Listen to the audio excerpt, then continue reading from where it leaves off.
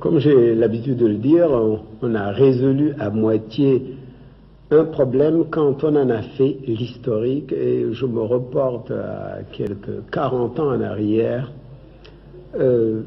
à la fin de mes études, ou plutôt plus loin encore quand j'étais étudiant en Sorbonne, qu'avec Aimé Césaire, Léon Damas et quelques camarades, nous lancions le mouvement de la négritude. Nous avions commencé par revendiquer passionnément notre identité nègre, et je peux le dire maintenant, nous étions même racistes.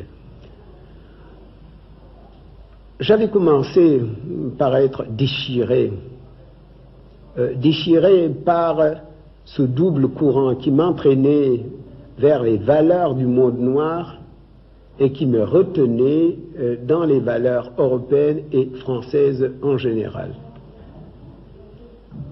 Aujourd'hui, je ne me sens pas du tout déchiré, mais j'ai dû vivre une passion au sens étymologique du mot.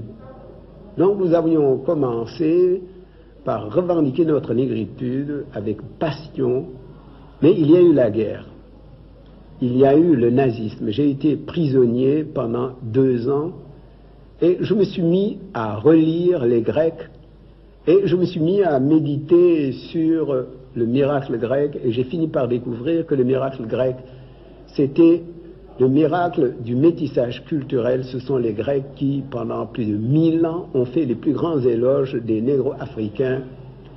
Et c'est pourquoi, à la négritude ghetto, nous avons peu à peu substitué la négritude enracinement mais ouverture, et nous avons pensé que pour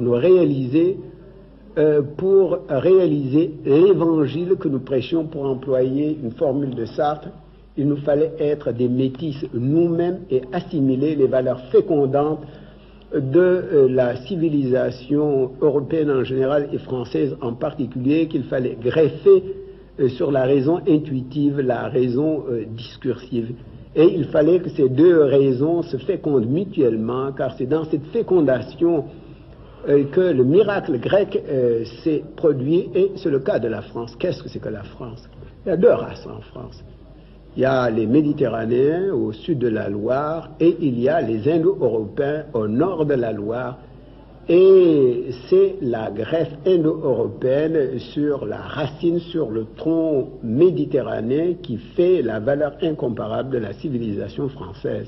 Et la langue française elle-même est une langue métisse.